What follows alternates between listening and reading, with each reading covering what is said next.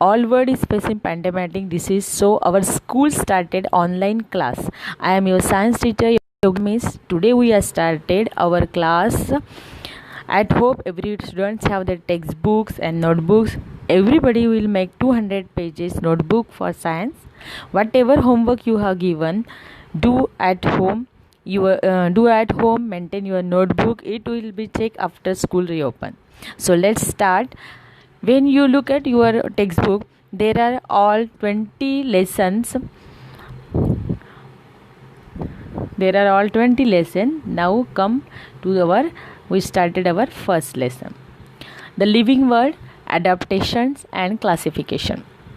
Before we started our lesson, what is mean by adaptation? That is, gradual changes occur in the body parts and also in the behavior of organism which help them to adjust to their surrounding. Such changes are called as adaptations. That is, whatever the plants, animals are living around us, they can adjust their body temperature and behavior according to their surrounding.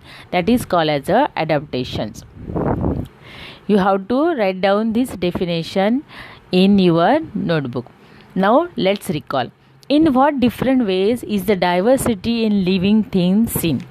The answer is that diversity in the living thing is seen due to their different shape, size, color and different structure of the body.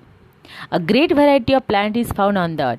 Some plants have colorful flowers, some plants grow in water, whereas some are to be found in deserts which have a scarcity of water. Some plants are found only in snowy region. Some plants cannot be seen without a microscope, whereas some are huge in size. Like plants, animals to show diversity. Some are unicellular, for example, amoeba. Others are multicellular. Best examples are plants, animals and human. Some are vertebrates, whereas others are invertebrate. This world is full of a variety of animals: aquatic animals, terrestrial, amphibian, reptilian, aerial, etc. These observations give rise to the question, how did this great diversity come into being? Because of what is the answer is that because of their survival condition, in which condition they survive. Can you tell, are the plants and animals from Kashmir and Rajasthan of the same type? Can you elaborate on any differences?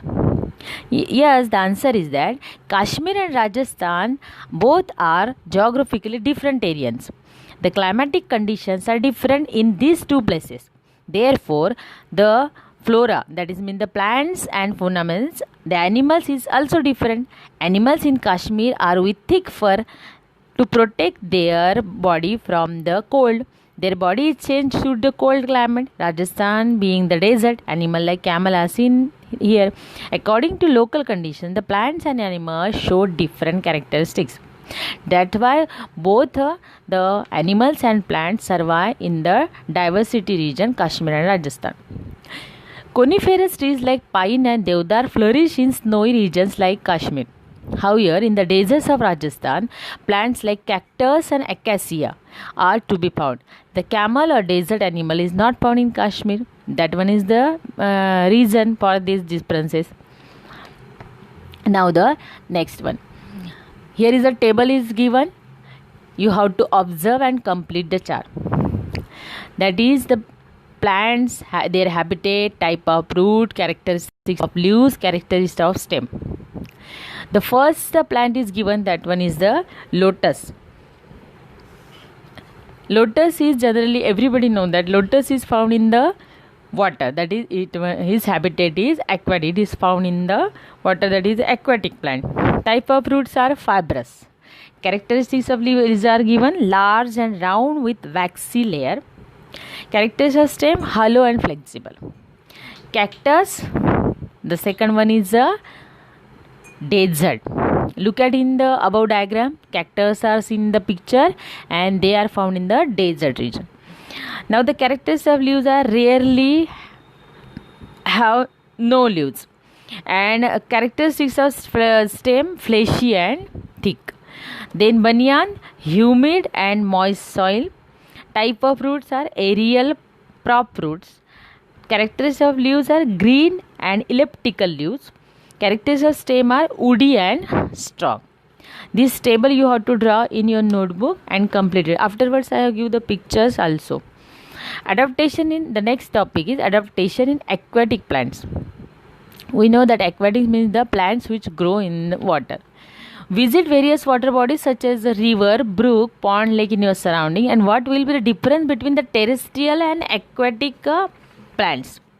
That is terrestrial, that is the plants which are grow on the land. The first difference is, and the aquatic plants that grow in water. Second difference is roots of terrestrial plants are deeper winding roots, and aquatic plants generally have shallow roots. The third differentiate is they tend to grow much larger, and the third differentiating between aquatic trees is aquatic plants tend to remain smaller. That one is the difference. Now everybody turn to page number 2. Some of the aquatic plants are firmly rooted in the soil at the bottom of the water bodies. Their stems are submerged while leaves and flowers float on the surface. You have seen, look at in the picture, that is some plants are submerged in the water and some leaves and flowers float on the surface, just like the lotus plant. The roots are not anchored in the soil. The roots are not anchored in the soil. The surface of leaves and stem of many aquatic plants are covered with a waxy layer. There is a waxy layer. Look at in the picture of the lotus leaf. The droplets of water are at the surface, trickle on the leaves. Leaves of some aquatic plants are thin and slender like a ribbon. This shape helps them to withstand fast currents of water.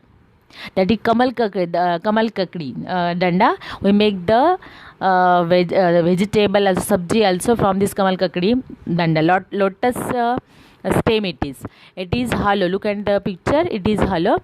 This shape helps them to withstand fast currents of water. Air spaces in stem and petiole of aquatic plants are useful for floating in water. Some questions depending on this paragraph is given. Use your brain power. Why does water trickle off lotus leaves? The answer is on this same page, the first paragraph. Everybody tick out on that. Some of the aquatic plants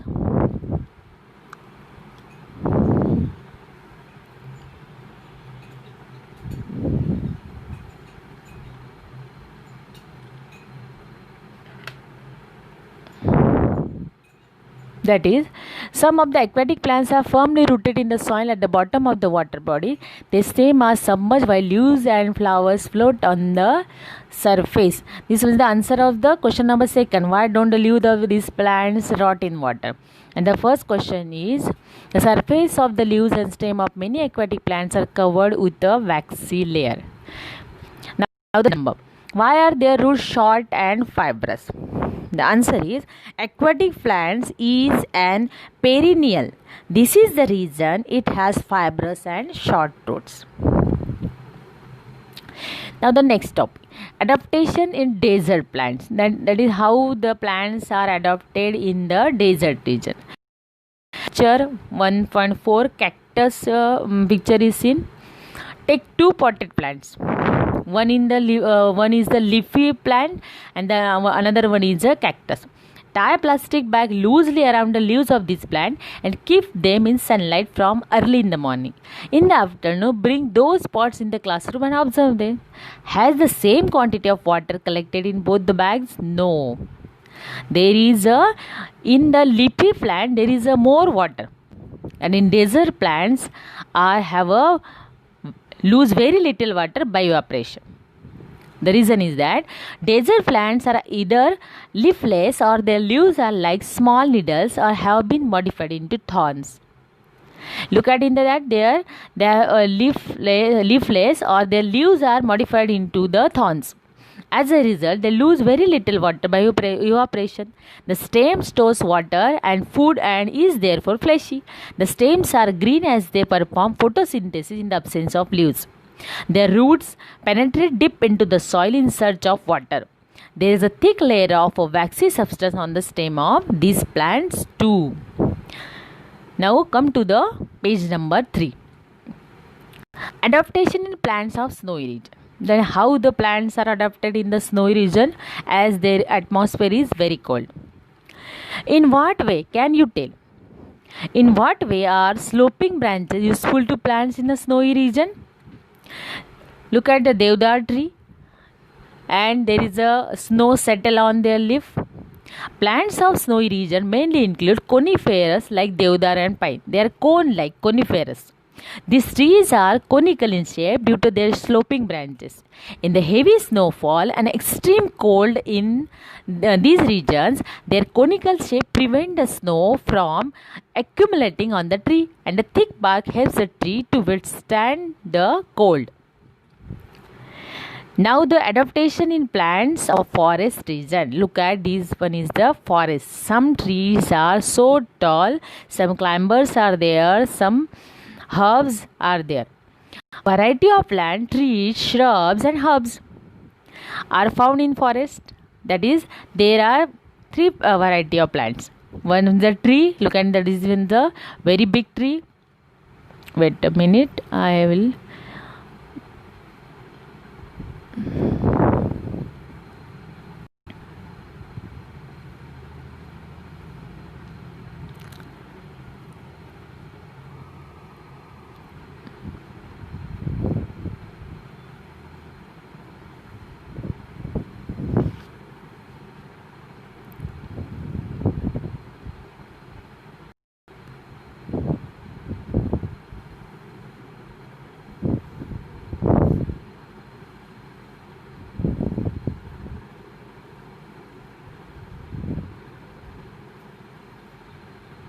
I will show you.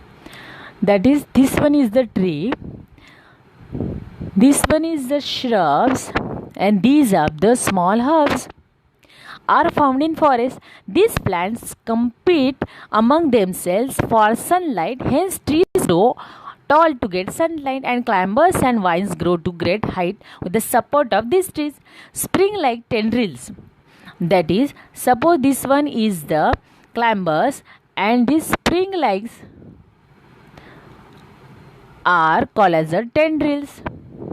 This one is the tendrils. On the stems of some climber is an example of adaptation.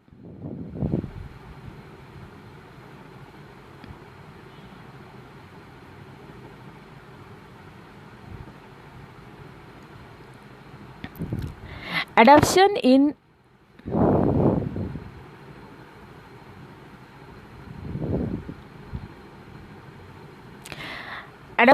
grass plants.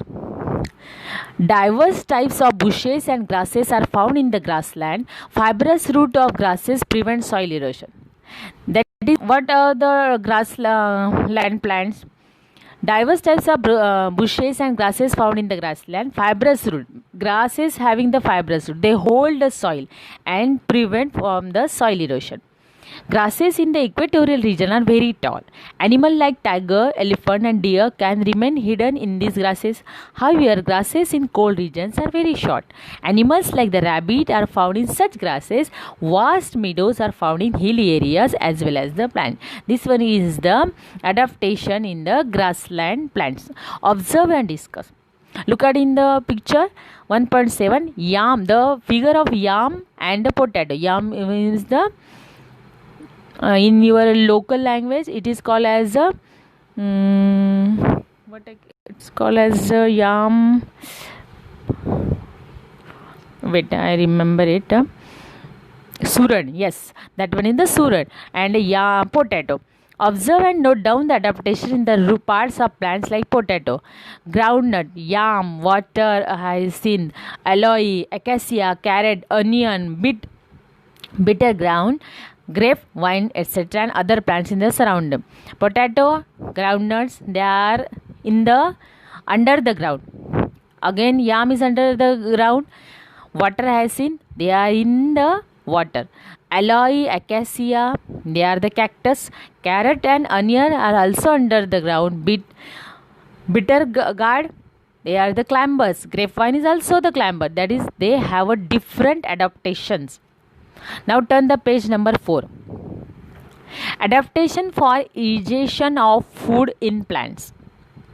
Most of the plants are anchored in the ground and are autotrophic. Now, what is autotrophic? Wait a minute.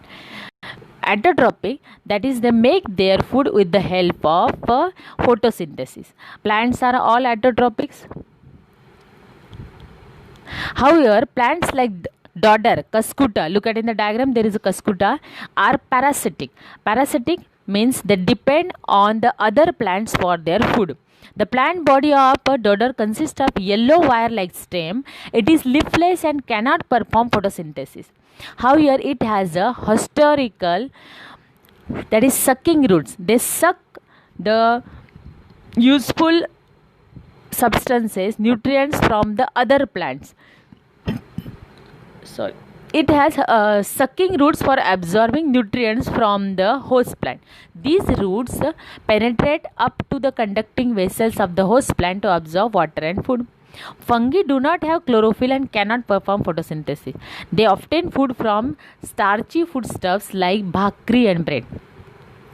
When you forget to open your lunch box, and if some chapati bread is remaining left in it, then next day when you observe that some whitish and greenish substance is grow on your bhakri and chapati, that one is a fungi.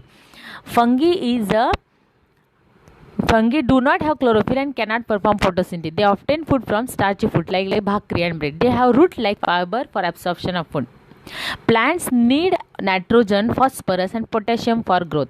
Plants that grow in soil which is deficient in nitrogen like Drosera, Venus flytrap, pitcher plant, etc., fulfill their need for nitrogen by consuming insects.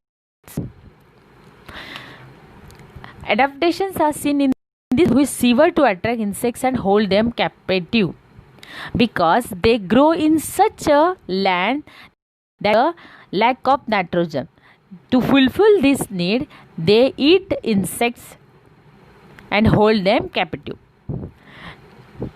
Now, my friend internet, collect information about plant adaptation from website. You have given websites. Now these we have to all the adaptation in plants. In next lecture, we show the adaptation in animals. Still, everybody watch video and bye bye.